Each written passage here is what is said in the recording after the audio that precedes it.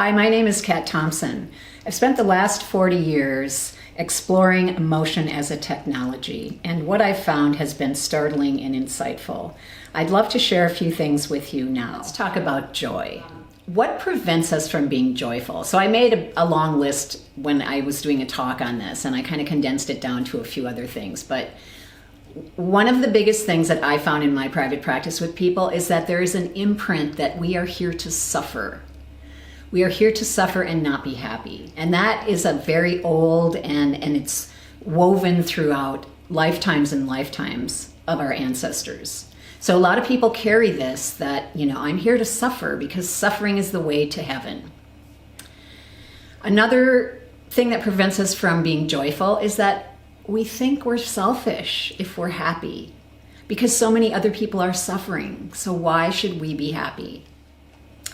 Unworthiness. I don't deserve to be happy. I've been a bad person. I've made mistakes and I don't deserve to be happy. Perfectionism. I have to wait until things are perfect before I can be happy. Passivity. I just let things happen to me and hope that someday I'll be happy. Fear of getting your hopes up and getting disappointed. Negative comparisons. I see my faults more than I see my values. And the victim mindset, which is believing that somebody else is responsible for your joy. Addictions show us how far we are disconnected from joy. Distractions and addictions keep us separated from the pain we feel of extreme loss and grief, sometimes from something that we've never had, but yet that we feel that we know and want in our life. Grieving is one of the ways that we move towards joy. I know that sounds strange. The purpose of grief is to let go of what is no longer in your life, no longer needed, no longer necessary, or simply no longer there.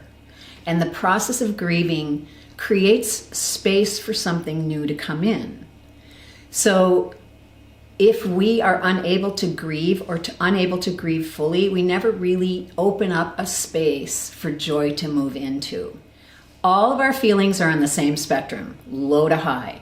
So if you want to feel more joy, you have to be willing to feel more grief. You have to be willing to feel more anger. You have to be willing to feel more fear.